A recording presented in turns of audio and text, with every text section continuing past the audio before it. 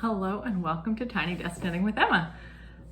Yeah, it's Monday afternoon and I just like straight up forgot to record this weekend and I was like, oh, it's Monday afternoon.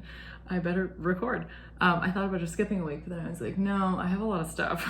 Might as well record. So yeah, usually I record, I don't know, like I took like a 2-month break this summer. If you follow me, you probably know that because I just didn't post any videos for 2 months. But yeah, I used to record usually on like Saturday mornings, but did not do that because I was at Park Run this week on Saturday morning. And then I kind of transitioned to recording on Monday mornings and then like uploading the video when I'm at the office on the like mega Wi-Fi on Monday, like during the day, and then posting on Tuesday. But the reason I didn't record this morning was because the gym is closed at work.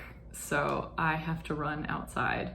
And the only time of day that you can do that right now is like before 9 a.m. So this morning I went for a run so that I could go for a run and get my energy out of my system. Today I'm wearing a modified ripple bralette by Jessie Made that I made last year. It's not very long. I'm wearing like high-waisted leggings with it, but it's really hot, so I didn't want to like wear anything that was heavier than this, but I wanted to wear knitwear.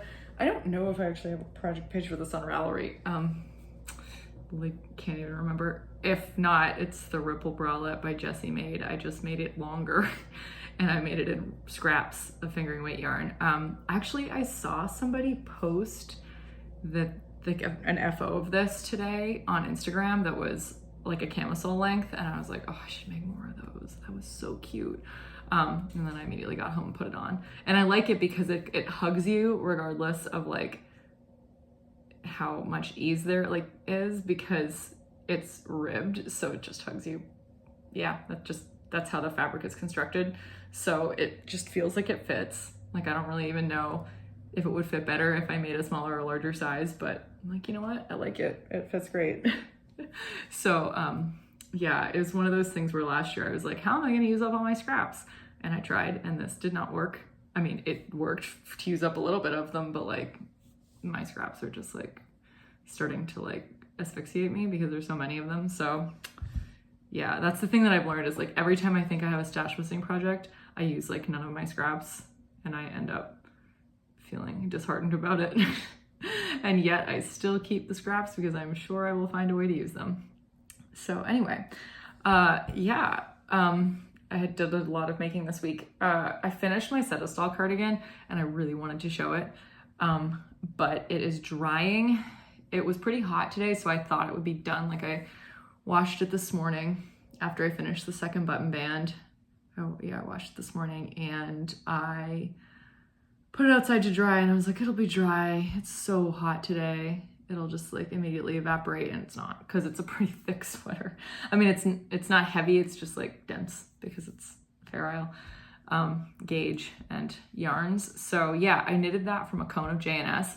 And if you've never used cones of Jamieson & Smith 2-ply jumper weight, which is the yarn I'm referring to, it has a lot of spinning oil in it for weavers, because that's generally like why they put yarn on cones is for weavers. So like if you buy Harrisville, Highland, or Shetland on a cone, it also comes with spinning oil or machine, whatever it is, oil in it.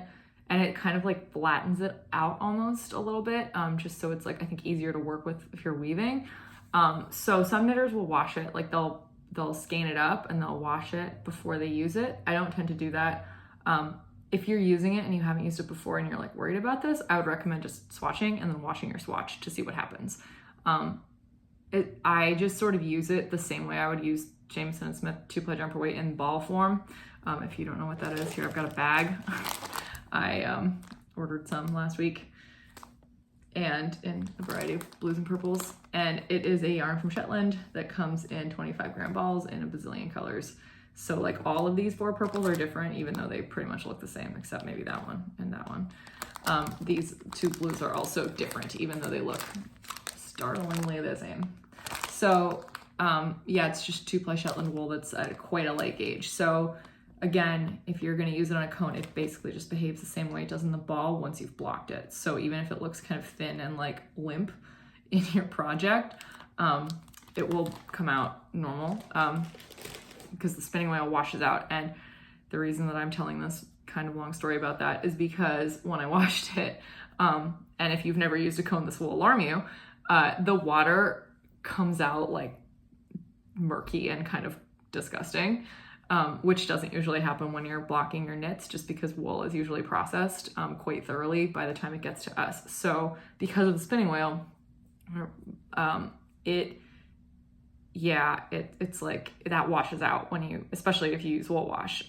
So you should use wool wash when you wash. I mean, you should always use that when you're blocking if you have it, but like it makes it cleaner. So that's kind of what it does with the spinning wheel. It cleans it out of the like piece that you've knit. So it was very murky water. It was kind of disgusting, but every time I do it, I'm like, okay, this is satisfying because I know this is very clean now, you know? So anyway, it's out there blocking. I haven't sewn on the buttons yet. I did bring the buttons to show. I got these in Toronto when I was there like last month. So they're pewter.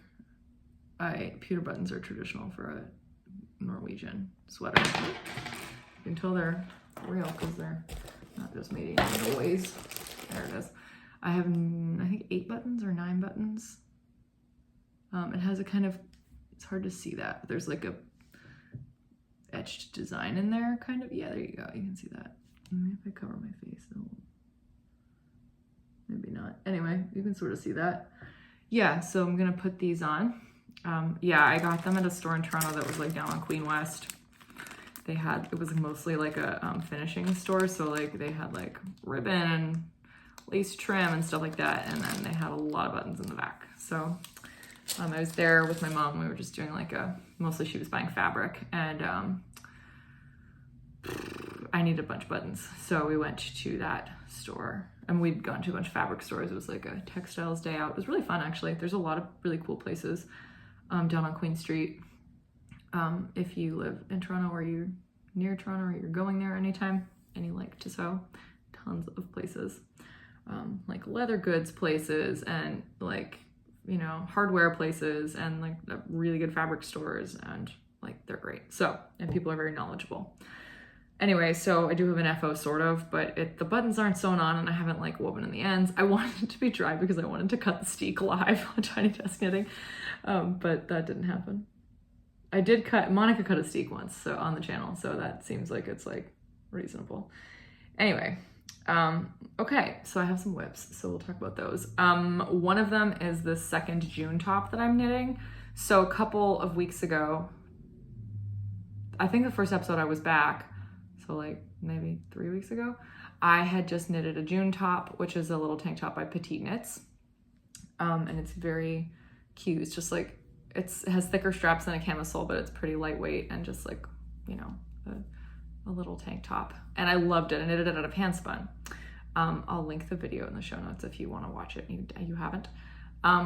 So I decided to knit another one and I really like this yarn. This is a hand-dyed merino cashmere nylon sock yarn. So it's, you know, 70% merino, 20% nylon, and 10% cashmere. I dyed it myself. I dyed a fade of these, like this blue, like a super light blue, and then like this is always like maybe number 2, and then there's a third, and then there were 2 darker ones, and my mom like took one and made socks with it once and didn't know that it was part of a fade that I was like gonna use for a sweater or something. I didn't really care, like I dye yarn so I could just dye more of it, but she felt really bad and I was like no, and then I gave her another one so that she would feel even less bad or more bad, I don't know. But yeah, so the body is almost done. I had put it on a barber cord so that I could block it because I wanted to see how much it would grow. The reason for that is that this is superwash yarn and it's not at the same gauge or the same weight of yarn that the pattern calls for. So the pattern calls for like DK weight yarn and like a silk, I think. And I knitted this in a fingering weight yarn.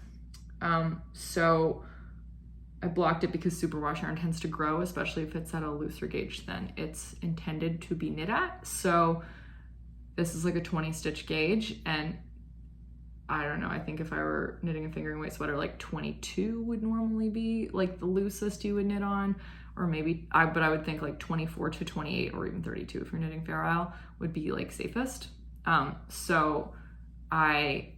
But I frequently knit fingering weight yarn at a looser gauge just because I like the drapey fabric, especially if it's like woolen spun, you know, jumper weight yarn. Like my vanilla sweater is knitted in Jamieson and Smith 2-ply jumper weight, which is super thin, and it has about 20 stitches over 4 inches, and it's just like lightweight and perfect. So I like to, this is like one of my things is I frequently knit fingering weight yarn at like a looser gauge than it's meant to be knit at. So I blocked this to see if it would grow, and it grew about 1/2 inch. So I'm really pleased it didn't grow more than that.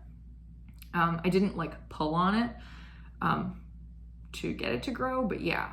So I'm gonna, yeah, I think I'm knitting the size small. I don't know if they're numbered or they're like, it's like small, medium, large, whatever. But I'm knitting this like with fewer stitches than my other one because the other one is a little bit big. And I was worried that I would run out of yarn. I don't think I'm gonna run out of yarn because I'm almost on the body, and then it's just the straps, and then you do an I-cord finish. So shouldn't be too hard, shouldn't use too much yarn. It is actually kind of finicky and annoying. It's not too hard, but it's finicky because there's 4 straps, and then you have to like knit all 4 and then kitchener them together, and it's like a whole thing. But I am really pleased with the way this yarn is knitting up. It's kind of pooling in an interesting way. It's very tonal. It's like a perfect sky blue. So I'm really satisfied with this color and the fabric, and I think it's gonna be really comfortable. But yeah, that's just been kind of vanilla knitting. Okay, sorry, I'm kind of tired because I went to work today. I feel like I'm usually more chipper, but yeah, whew. And it's hot out, and I'm like slightly hungry. Okay, let's talk about another whip. Okay, so when I was in Toronto on my trip with my mom, I went to Uknit, which is actually a pretty famous yarn shop because they're quite like all over Instagram and stuff. And Claudia Quintanilla, she's the owner. She has designed a ton of patterns that are like really, really pretty, and a lot of them are popular. A lot of them are for little kids. She has an unbelievably beautiful yarn shop called Uknit TO, or just Uknit. Used to be Uknit TO. Now it's just a Uknit, like EWE knit. I'll link it in the show notes. Really nice yarn shop. My aunt goes there. That's like her LYS in Toronto, and she knits. So I went with my mom and my friend Jennifer, and Jennifer, there was a pattern that Jennifer loved a couple of years ago, actually. It's called the Cathedral Jumper, and it looks like it's just like a textured kind of lace, like twisted stitches yoke that looks like fan vaulting on a cathedral ceiling. Jennifer's one of my choir friends from when I used to live in Toronto and sing in church choir there. And she loves this sweater, and I was like, oh, great, if you send me the yarn, I'll knit it for you. So she, like, I don't know, procrastinated on that, doesn't matter. But anyway, we were there at Uknit, and I was like, they had a sample, and she's like, oh yeah, that jumper. And I was like, yeah. And so she bought the yarn and just like sent me home with it so that I could knit the sweater. And it is, again, I'll link the pattern in the show notes so you can see it. It's knitting for olive. Heavy merino is the colorway that she chose. We went through a lot of different options. There were a couple of dark colors that she liked, and then I was like, no, that won't show up in the lace or texture. So gotta get something effective. This is a bottom-up sweater, which personally I actually really like, because you can just like knit the body and knit the sleeves and like carry them around with you and not have like tons of bulky fabric with you all the time, and like a top-down sweater you would have. Also, you don't have to knit the sleeves last, which somehow is just the worst. Also, it's easier to knit the sleeves if you just have the sleeve and you don't have like the whole body attached to it. You don't have to like keep flipping it around like a dead fish. A lot of people have questions about like, how do you do that? Because they think you have to like turn the entire sweater around every time you finish like a round of sleeve. Actually, if you just kind of flip the sleeve back and forth, you'll be fine. But yeah, this is really nice. So I did this kind of like last week, and I got partially up the body. This is like, I don't know, maybe a third of the way up the body, maybe a little bit more. And then I decided to knit the sleeves because they did not have 8 balls of this yarn in the same dye lot. So I have to do some helical knitting. So this is a fun chat. What is helical knitting? If you've never heard of helical knitting, it is a way of alternating skeins so that you don't get pooling. And it also is like seamless, so you don't have like a seam, something that looks like a pulled seam up the back because you're changing at the same place every round. So I will link a video of helical knitting in the show notes because it's very cool, but it's kind of a way of like seamless one by one, like using two balls at the same time. So if you used two different colors, you would get one by one stripes and they would be like jogless, which would be super cool. But it involves like slipping a couple of stitches every round and then like starting to knit again. And you move the like place where it shifts every round back a couple of stitches, which is kind of cool. It doesn't really make sense to describe it, but if you watch someone do it, it does make sense, which is cool. So helical knitting is a really good way to avoid pooling if you're using skeins that are in different dye lots or hand-dyed yarn or like whatever, you know, yarn that has a lot of different variegation or something so that you avoid pooling. So yeah, so I haven't done any helical knitting on the body yet, but I did knit the first sleeve. Helical, and you like, I can tell if I look closely, I'm like, oh, if I just knitted this sweater without helical knitting, you would be able to tell that, like, you'd see the difference in dye lots. You'd absolutely see it because one of them's like slightly more salmon. It's not noticeable, like unless you look at it really up close and you're me and you know that I did this. There's like a tiny bit of variation, but there's enough that if I didn't helical knit and just knit one big swath of the sweater in like a different dye lot, it would be blatantly obvious. It would look like the Washington Monument. So, yeah, for those of you who've never seen the Washington Monument in person, I drive by it all the time because I sing in DC for church, and the like bottom third is like a different color brick than the top 2/3. And every time I drive by it, I'm like, this is why you alternate skeins when you knit a sweater. There was one time I didn't check, and it was like Briggs and Little, so I didn't even think to check. And yeah, there were two different dye lots, and there was like, it was not super obvious, but like I could tell there was like a band in the middle of the sweater that was a different skein, and I was like, so now always check and always alternate. So yeah, you won't be able to tell in the sweater when it's done because there were like 4 of one dye lot, 3 of one dye lot, and then 1 of one more. So I'm using the like single in the sleeves to just get rid of it. And I'm using like the ones that I had 4 of, using that in the bottom of the body, and then like alternating those on the sleeves with this, with like the mystery one. And then once, yeah, on the body, I will probably start alternating like in the one where there's 3 skeins of it, so that I can do a little like kind of a seamless transition in the yoke of the new one and the old one, and then like finish it in the new one, if that makes any sense.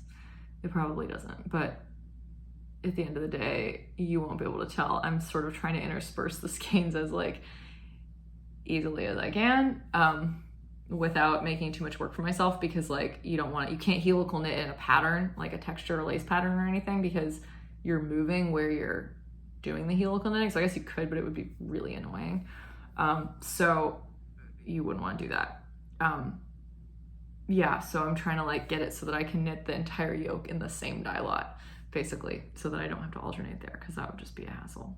It's already kind of a hassle to do it because you have 2 balls, and like I tend to put one on like the inside of the project so that it doesn't get tangled with the other one, but then it sometimes falls out, so I have to use like a hair tie to keep the sleeve closed. It's a whole thing. But yeah, anyway, this is really pretty yarn, and it's very soft, and it is called, again, Knitting for Olive Heavy Merino. And yeah, if you're wondering about these, I just put a stitch marker, a locking stitch marker on every round where there's an increase, so that I do the same sleeve, the other sleeve identically. And when I get to that point on the other sleeve, I take it off the sleeve and I put it on that sleeve, and then you know that they're the same length because you've knit the same number of increases, and there's the same number in between each increase round and all that. So yeah, I'm hoping to have the body and sleeves done by the end of the week, which is not too tall of an order, to then just get to the fun part, because Jennifer's birthday is in October, beginning of October, and I would really like to have it done by then. Not that she like cares, but I was like, this is a good deadline for me. and that would be great. So yeah, hopefully I stay patient with the helical knitting, because it's a little bit of a pain in the neck, but not too bad. But yeah, okay. And I'm knitting this on a US 6, which I think is just one size down from the recommended needle. It's like an 18 stitches over 4 inches gauge. Or 19 maybe, I don't know. But I did hit gauge, so that's good. So it'll fit Jennifer. So yeah, those are my whips. Those are my main whips right now. I told myself I couldn't cast anything on until I finished the Setesdal cardigan, because I really wanted to cast on some handspun stuff, but then I didn't cast on any handspun stuff. So I was at Monica's last night and I was supposed to take yarn with me because she finished this really pretty cabled sweater in burgundy. And she was like, oh, you can have the leftovers for your handspun because I think it'll look really pretty with this one skein. And I was like, oh, thanks. And I was gonna make some mittens with it, but then she like brought it to church and I forgot to take it. And then I went to her apartment last night to like go have dinner and I forgot to take it. And so I can't cast that on because I don't have it. But also I think I should just finish some stuff. Once I started finishing stuff, I was like, okay, well, now I'm like on a whip kick and I should, you know, maybe not have 9 whips. Monica said to me yesterday, she's like, that would make me so anxious. And yeah, people make fun of me. Corinne and Maggie love to make fun of me for being monogamous. When I have like 3 projects that I'm working on at the same time, they're like, that's your version of knitting monogamy. I'm like, yeah, it is. It's okay. I'm special. But yeah, what else? Oh, future whip. So I'll talk about the sweater I'm gonna cast on for the sweater cowl, for the woolly thistle sweater cowl, which starts on Friday. So if you're not signed up for that, you should sign up, and there will be like a link somewhere. I don't know, probably up there. You can get yarn from the woolly thistle with my affiliate link, which is super fun. Once again, I will like put that somewhere up there, and also in the show notes. So I am using this yarn, Sauna or Sauna, I don't know how you say it, but it's a Wool Dreamers yarn, which I think are from Spain. It is half cotton and half merino and manchego, so wool. It's 240 yards and 50 gram balls, so it's definitely like it's about I'm like sitting here looking at a bag of Jamison & Smith 2-ply jumper weight, and they look pretty comparable in the like twist and the like diameter. This is a little flatter probably. That's probably a little bit more. I mean, yeah, there's about the same yardage, I guess. But this is cotton, so it will behave very differently, obviously. So I'm gonna knit the Super Simple Summer Sweater by Helical, which is just, if you've never seen it, it's like a boxy round yoke pullover with big wide stripes. And I just like don't have anything that's for like longer sleeves. It's kind of summer weight. So I thought I would knit this like very lightweight sweater in like a wool cotton blend, because it would be like nice for summery kind of. Like, well, not here, because summer here is today. I got in my car at work like an hour ago and it was 103 degrees. So maybe not here, but maybe in like spring and fall, or somewhere in Vermont or New England if you live somewhere colder than I do. So I made a swatch because Super Simple Summer Sweater is knitted in Rosaria Mungo, which is a worsted weight wool cotton blend. So I'm keeping the blend the same, but I'm changing the weight quite a lot. So this is about 20 stitches over 4 inches. The initial gauge, or the original gauge in the pattern, is 17.5 stitches over 4 inches. So I'm guessing I'm gonna have to just go up a size, which I'm gonna talk about this. You'll see if you watch the Like Thistle Shopcasts, I will be talking about this in the my next Shopcast segment, like gauge math, I think, yeah. So basically, if you're getting, like if the gauge is supposed to be 17.5 stitches, and you're getting 20, that means you're getting 5 stitches in 1 inch. So you need to multiply 5 by however many inches you want it around. The sweater, like total, like full bust measurement. And then you want to find like, okay, let's say that's 200, just as a random number that I'm throwing out there. Then you'd go to the pattern and like somewhere, this is a top-down sweater, so you'd see it like after you see separate sleeves and body, it will be like X stitches remain for body, like, and it'll be like all the like 190, 200, 210, 220, whatever the numbers are, like in parentheses as the sizes go up. So you just find your, like the one that's closest to the number that you got, and go up if you want it slightly bigger and go down if you want it slightly smaller if you can't find the exact number. And then you just pick that size and you just knit like the sweater from the beginning of the pattern in that size to change. I mean, you can't do that with any sweater but this one just like has very simple yoke shaping, so you can definitely do that. Just make sure that like you're actually measuring the yoke to make sure that it's long enough, like this way, before you separate sleeves and body. That's like, because you don't want it to be too short because you're following like numbers instead of measurements. So measure, don't just follow number, like, you know, knit this many rounds because it might not be long enough. So look at like a schematic, that will help. Okay, so yeah, the block swatch is very soft. And I'm knitting it at a looser gauge than like I would normally knit fingering weight probably. Well, as I said, I knit fingering weight at a loose gauge all the time because it's me, as I discussed with this June top. But especially with wool and cotton, I don't want to knit tightly because cotton is not as springy as wool. Wool has a spring back and cotton doesn't. So it means it's a little harder on your hands. So I want to knit loosely so that I don't have any pain in my joints when I'm pulling the yarn around. I don't tension the yarn, so like I actually have to pull on it a little bit. And sometimes with like silk or cotton or something that doesn't have spring back, even like alpaca sometimes, my joints just get a little bit sore. So trying to be nice to my body and not do that. Okay, so 26 minutes. Okay, we can do this. We can do this. Okay, let's talk about spinning. So if you're not a spinner, you can watch this, or you can just be like, see you next time. But okay, so last week when Knit was here, I forgot to grab the skein because it was in the basement and I didn't want to just like go grab it. So this is my skein of Hello Yarns Club Fiber from July. I think it's called, no, the June one's called Little Garden. This one was called like, it wasn't hide and seek, but it was something like cute. It was like a game color. I don't know.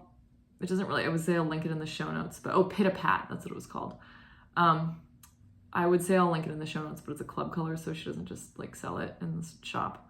But as you can see, as I said, there's a lot of just like yellow on yellow because there was a lot of yellow in the fiber. I just did a 2-ply, like I split it down the middle in half, like lengthwise, weighed it, and just spun each one end to end. I didn't do a fractal. And I thought it would like come out more like in stripes, and it didn't really, because a lot of it does barber pole, but then the yellows did. So there are two like humongous swaths of yellow, and I'm not really sure what to do about this, like, because there's a lot of more interesting stuff kind of in the middle. And so what I might do, I guess, is like make something like a hat or something. This is Corydale, by the way, and it's, before I washed it was almost exactly 400 yards. So it's, I mean, it puffed up because again, it's Corydale, so it's probably more like a sport weight than a fingering weight. But it's about the gauge of dyed in the wool from Spin Cycle, which is a sport weight, but it's lightweight because you got a lot of yardage on the skein. So I might just like wind it up, cut the yellow sections out, and like reserve them and make like something like a hat or whatever, and actually just put the yellow stripes in like wherever I feel like it. Or I could just wind it up, completely cut the yellow out and use it for something else entirely, and just knit the skein without the yellow. So yeah, anyway, this is just, I'm just gonna like judge it a little bit. So you can see like these giant chunks of yellow, but then like so much is not yellow and is like kind of subdued and like more normal. So I'm not really sure, what I'm gonna do. And it doesn't really matter right now, but could leave the yellow in and just, I don't know, say that I don't care. But yeah, this was a fun spin. I really like Corydale. I am spinning another Corydale bobbin right now. You'll see it in a second. It's on the e-spinner at the moment. Okay, I'm just gonna scan this one back up. And I think I had the Shetland bobbins with me last week that I was spinning. So, are you ready to see it? This is a huge chunker of a skein because I had 2 braids of hand-dyed Shetland fiber. I dyed it, dyed by me, by hand. And one of them was like blues and purples, and one of them was like teal and blue and purple. So I just spun each one end to end and then I applied them together. I mean, actually split each one in half. And then I You know what? I might have split one into 4. Yeah, so it was kind of fractally, but they weren't the same braid.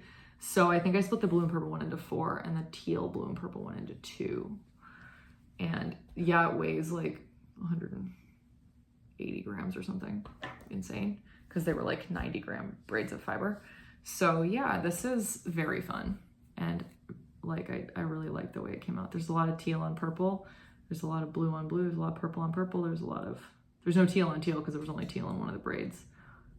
But I like it. And I think it's huge. The skein is, again, it's like, I don't know, there's like 500 yards. It's like DK weight. So again, Shetland is puffy, and I also spun this to be a little bit thicker on purpose. So yeah, there's like 500 yards of DK weight yarn. And I just like, again, I want to use everything in color work that I spin because of course I do. I won't. Sometimes I make socks. Sometimes I make like a hat or something. That's not color work.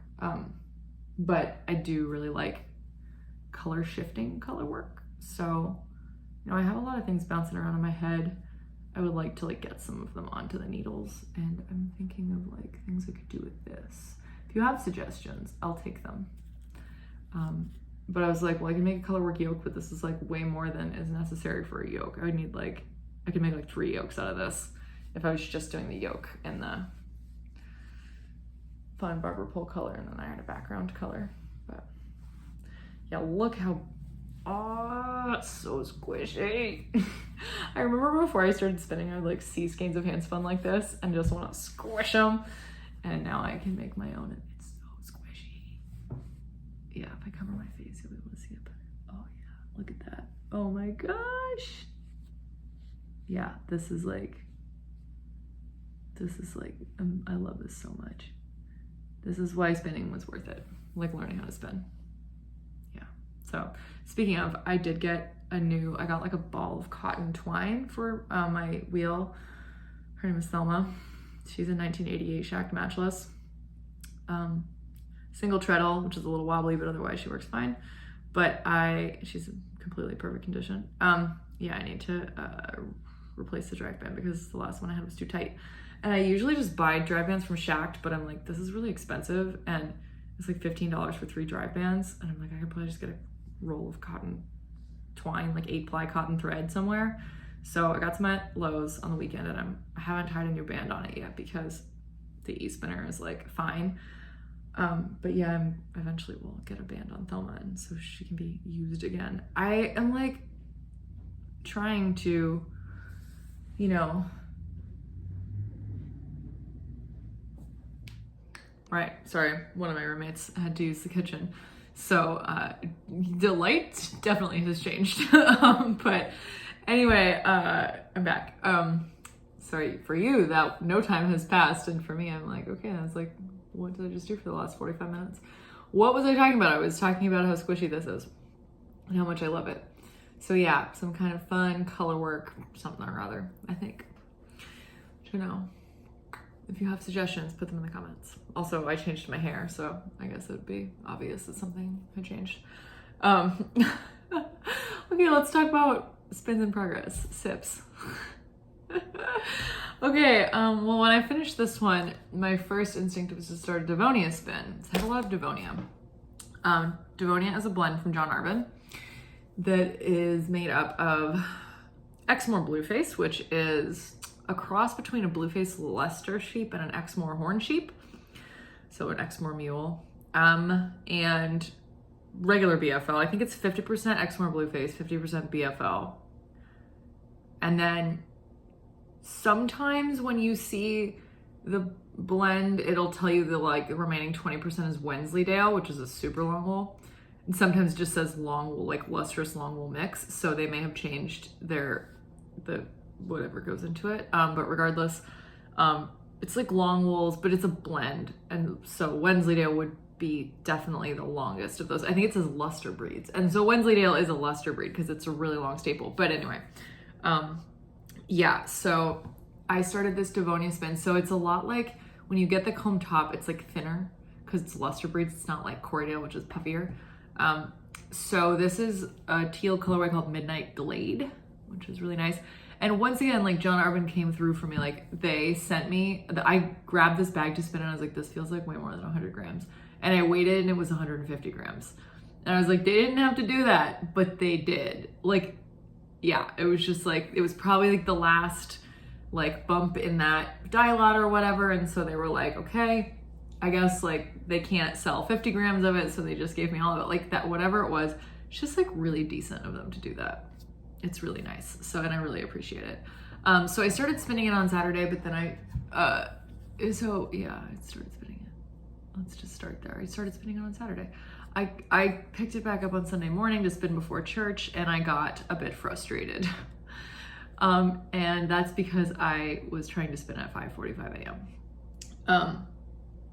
Like I woke up, I frequently wake up around then, like, and if I go back to sleep, if it's a normal day, but on church days I have to get up at 5:30 or like 5:45 anyway. So I had gotten up and I just was like up spinning to just like kind of wake up. And this just like was really pissing me off. So one thing that's definitely true is that it's harder to spin blends because the fibers just aren't the same lengths. So they're combed together, but especially if you got like the end piece, you'll get like, sometimes there'll just be like, even if you're like a pretty experienced spinner, you'll have just like a handful of kind of like unspinnable fluff in your hands, which any new spinner will tell you, like that's like super common. That's what always happens when you first start spinning, even if you're just spinning one breed. Like it's just like, you're just spinning BFL or Corydale or Merino or whatever it is in one piece of like bump of fiber or comb top, piece of comb top, or roving, whatever you're using. But a blend definitely is a little bit harder to like maintain. Like you got to spin across the top because it's all combed together, but it's blended. So like the fibers are different and it can be kind of frustrating. And it's like a little bit harder to, I don't know, I had to turn the tension down so that it didn't come out of my hands so fast because I needed to focus a little bit more on it. And it kind of like, it's this blend in particular, just like, I think it's the Wensleydale, it just kind of like, it resists a little bit more. It's harder to draft it evenly. So it's definitely like, I should not have been spinning this at 5:45 in the morning. And naturally, maybe it was even earlier than that because Monica picks me up at 6:30. No, it's probably about then. So, I ended up like, at the time, like I didn't just say, okay, like what if I just put this down and like knit? No, I went downstairs and I got a different like bump of fiber and I was like, I'm gonna spin this instead because I haven't, my e-spinner comes with a lot of bobbins, so I have 6 bobbins and you can just get 6 more bobbins for like, or 3 more bobbins for like $15 or something. So I was like, this is no big deal, I'll just go grab another bump of fiber and I'll start it on another bobbin. Fine. I knew that Corydale was probably the right answer because Corydale is like my comfort spin. This, as I said, was Corydale. Oh, it looks different now that the light's changed. It's not as cloudy.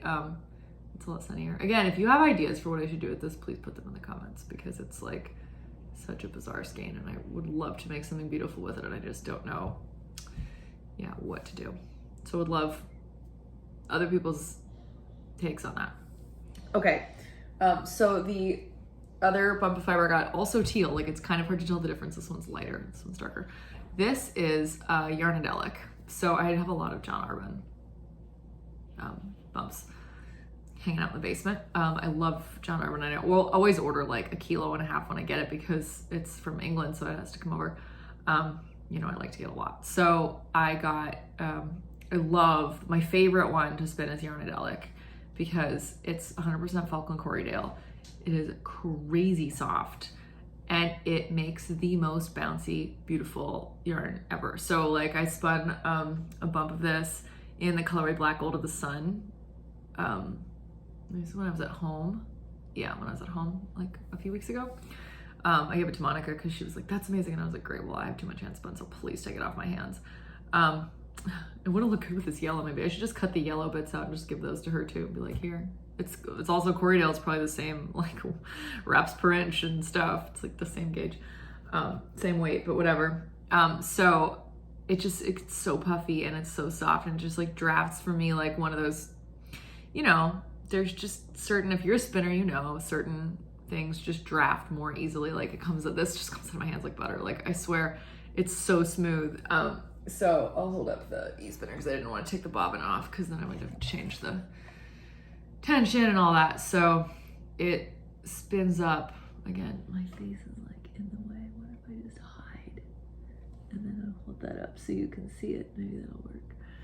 Anyway, this is, yeah, it's really nice. So this is very, like, there's black. It's basically, it's like a black and a dark teal all combed together. And yeah, I think this is gonna make like a stunning yarn. I cannot wait. So I'm really excited to finish this. So I'll probably finish, I'm really trying not to let myself like go too long in between bobbins of things and like have two things on the spinner at once, but I should probably like finish like one spin before I go back to Devonia because it's just started. So I'll probably do this and then I'll try to finish up the first bobbin of Devonia, and then I'll, you know, I'll try to jump. I'm trying to just, in terms of patience, like I'm trying to jump back and forth a little bit more. So maybe I'll do that. But yeah, I would like to spin on the wheel again. I haven't spun on the wheel since like March, and even then, like I spun a bobbin and then I was frustrated with it and I just spun the rest of that spin on the e-spinner. So I think I've just been like, the e-spinner is convenient because I can spin on the couch or like in my Barca lounger or something and like not have to sit up and treadle. But I think I've just become complacent. But like, it's easier to focus on drafting once all the other things are accounted for. So I think I would like to spin on the wheel to like give myself more of a challenge to like control my, you know, spin better because it's mechanical completely. So I think that would be a good challenge. But I'm also like, no, I'm really good at spinning on the e-spinner and I want to make nice yarn and I have to like maybe practice to get good again on the wheel. So I find it a little frustrating. But I should probably pull the wheel out and like, it's a practice. So these are my two spins. And I had a brainwave at work. So this weekend I haven't seen my like recorder ensemble friends in a while because it's been summer and people have stuff to do. But we're like having a get together this weekend for the first time in a while. And my recorder friend Molly is my friend who I bought the fleece with at Maryland Sheep and Wool. And Molly has been processing Archie, our fleece. And she has said she has a big box of Archie for me. Probably some of her Archie too, so I can dye it, hopefully, because she's processing and I'm like, I would like to help out somehow in this endeavor here for you. I'd like to do something for you in return for you washing and like combing all of this wool, which is a huge amount of work. So I told her I would dye as much as she wanted, whatever color she wanted. But I decided that I really wanted to knit a hand spin traveler hoodie. It's because I was watching I'll Knit If I Want To earlier when I was having lunch, and somebody like, there was like, I'll Knit If I Want To is Andrea Mowry's knitting YouTube series. Every week she does one. She answers questions. And so somebody was asking about something. And it jogged my mind. I was like, I should knit the traveler hoodie in hand spun. I should spin for the traveler hoodie. I was like, what am I going to use? I have tons of wool. But like, am I just going to do giant combo spin of like random rainbow colors? I don't know. So like, because you need like 600 grams of wool, maybe 500 grams of wool or between those two for this, because there's a huge hood on it. Anyway, so then I was like, what am I gonna do? And then I said to myself, oh, you can use Archie, because Archie is like 8 pounds. So splitting that is that's a lot of Archie. That's a lot of him. That's like an insane amount of wool. So I think I'm gonna use Archie to spin and knit a traveler hoodie. And I think I'm gonna do it. I'm gonna dye different pieces of it, like different shades of light blue, and just kind of like spin it all randomly up, see what happens. Try to be somewhat consistent about how I'm, you know, doing it in terms of like keeping colors together so I don't get crazy pooling. But if I keep it all within like one main color family, it shouldn't be too bad. So I'm excited about that. I think that'll be really fun. It'd be a nice challenge. But yeah, my 2 teal spins going right now, which is very, very idiosyncratic for me. I think everything is always teal. So yeah, that's it. I think that's it. I wrote show notes today for myself so that I would like talk about the right stuff. And I think I have talked about it. Yeah, it says for spinning whips, 1 Yarnadelic and indigo dust. Note, I love spinning Corydale. Here's why. But I think I talked about why I remember trying to spin Corydale when I first started spinning because I read on like a blog somewhere that it was a good starter fiber. and I did not find it easy. I found BFL easier, and I found Romney really easy, and Jacob also easy, but to spin. But the more professional spinning I got, the more I was like, oh, Corydale is it. That is it. So for me, oh, I have one more thing to talk about that I didn't write in my show notes. I finally seamed this cowl. This is my Inclinations cowl, which is a pattern by Andrea Mowry. I talk about Andrea Mowry a lot because I'm knitting a lot of her patterns because she designs for Spin Cycle, and I try to get my hand spun to look like Spin Cycle all the time. So this is just the back seam. I should have not turned it inside out to seam it, because then this would be on the inside and the neat edge would be, which you can't like hardly even see, would be on the outside. But we live and we learn, and technically it's reversible. I mean, honestly, it's just that I wove in the ends on the other side. So this is like a bandana cowl, and mine is like quite strangely proportioned because I use hand spun, which was a little bit thicker than Spin Cycle. But basically the way it works is it's like a shawl. You just kind of pop it over your head, and you don't have to like style the shawl with tails. It's just kind of, it does really look like a shawl, like if you do this, especially like if you wore it under a coat, I think, like a big coat. So I really like it. I just think it's really cozy, and you can really pull it up if you're cold, if you're outside. You can wear it inside too. I think it'd be like a nice piece. I can't believe I just put it on. It's not 100 degrees in my house, obviously, but it's like 100 degrees outside. I got a basil plant last weekend a week and a half ago when I was at Nitin's parents' house. And I'm just like looking at it right now on the porch. There were a bunch of plants in like one pot, and she just like took them apart and gave me one of them and repotted it. And I just like had it inside for a couple days, and it was like very sad and like not looking good. And I brought it outside, and it's like totally thriving. I should probably water it. I have no idea how to take care of plants. Like I kill everything, including succulents. So, but Jordan is pretty good at taking care of plants, my roommate Jordan. So hopefully Jordan will tell me what to do with this basil plant, or she will water it or something. And because she knows, I don't know. So anyway, yeah. Anyway, I think that's all. This has probably been kind of long because I had to stop it means I have to go and do it in iMovie, which is inconvenient because my phone is always yelling at me that there's not enough space to export the movie, and I'm like, there's so much space on this phone. Why are you doing this? I have like 128 gigabytes of space on my phone, and there's like not even 100 being taken up. Plus I have paper iCloud storage. Apple needs to get their stuff together, man, because it's really annoying. But wow, I love this cowl.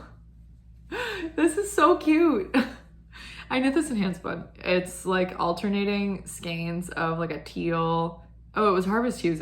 No, it wasn't the same. This is not Harvest Hues. This is Yarnadelic John Urban. Harvest Hues, but it's like this because it's like a teal blended with a black, but it was more of a green teal than a blue teal. So it was like a green teal merino blended with a black Swartblast yarn, and then the other one is just a barber pole random situation.